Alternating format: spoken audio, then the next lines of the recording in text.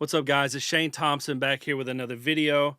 I've got two different ways that I want to show you guys how I get my vocals to cut through the two-track a little more, because a lot of times these two tracks are just super overpowering, super loud, and they can drown out your vocals. And you might say, why can't I just turn the beat down? And sometimes that helps. Obviously, that's a part of it, but there's two things that you can do that will help your vocals cut through a little bit more. Let's look at it.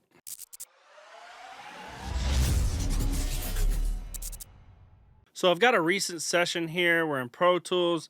I want to kind of just show you the song, and then I'm gonna walk through my first way of kind of blending the two-track and vocals, and then I'll show you another way. So the first thing I'll do is just play a minute of it.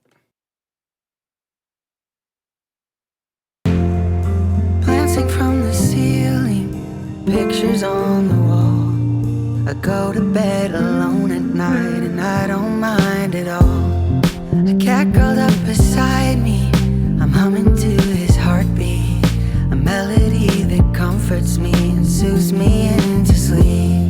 Living like an island, you're not asking to explore it. All right, so off the bat, one or two things that I'm hearing is maybe like the bass, some of the low end is kind of overpowering the vocal. So we're going to use one way that is with a plugin called Trackspacer, super dope plugin. What we're going to do is put Trackspacer on the two-track up here in the inserts. We'll put it right here. And then we've got to route, it's basically side chaining, so we're going to route this to our vocal. But what I'll end up doing is putting a send here on, and I don't often do it with my backgrounds. I've got backgrounds, but the lead is what I'm really wanting to get this feel out of. So I'm gonna put a bus send on my lead vox, and it's got to be a mono bus. If you don't have a mono bus, you can go to your IO. So you can go to IO, pull it up here. You could do like new path mono, and you can name it and then click OK. And then it'll, pop up so you can use that. But we'll just pick bus 1 for the sake of the video. We'll do this, turn this all the way up.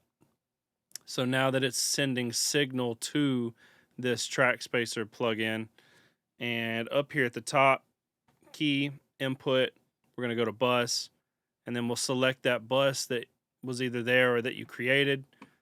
That way, when we play the vocal now, it's going to pop up here. So you'll see it right here. You just play that. Pictures on the wall. I go to bed alone at night and I don't mind at all.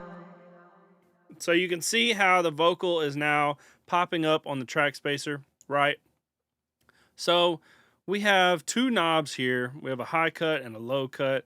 This is where you can focus on certain areas. So if I just wanted to focus on this area here, you can do that. But the most important part is this ratio knob, the amount knob.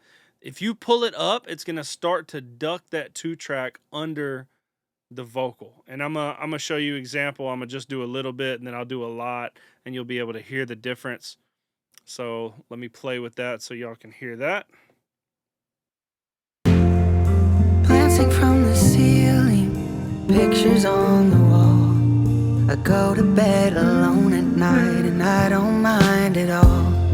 A cat curled up beside me, I'm humming to his heartbeat. A melody that comforts me and soothes me into sleep. Living like an island, you're not asking to explore it.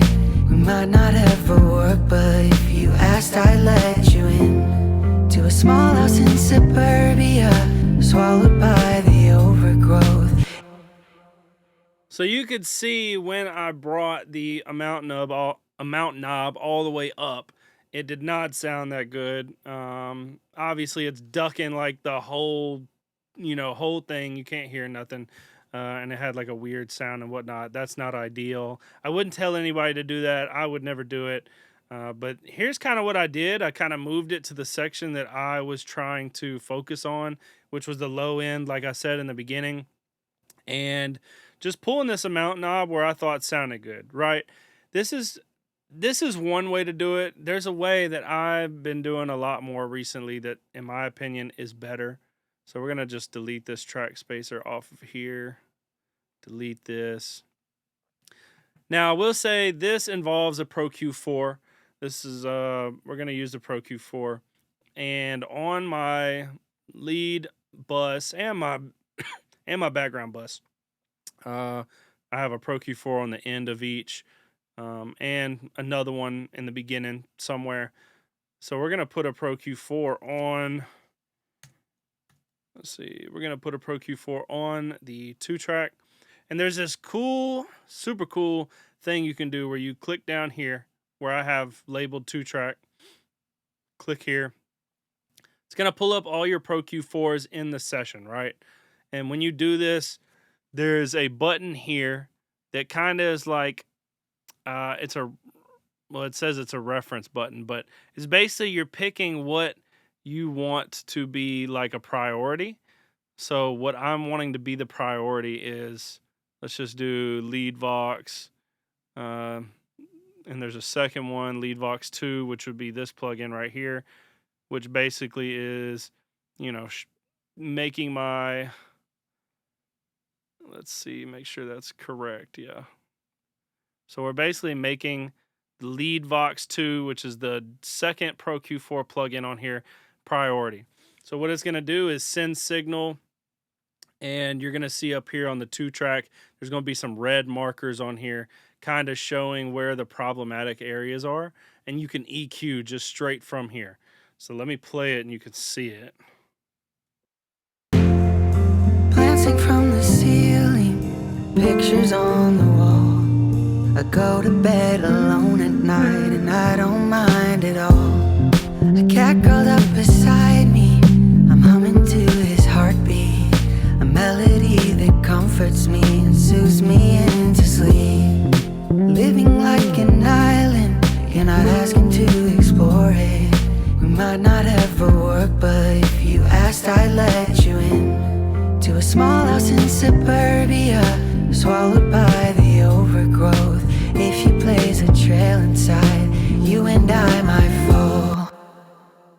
So the red stuff that you see popping up on the proq4, that is, at least on the 2-track part, that is where the vocal and the 2-track are clashing.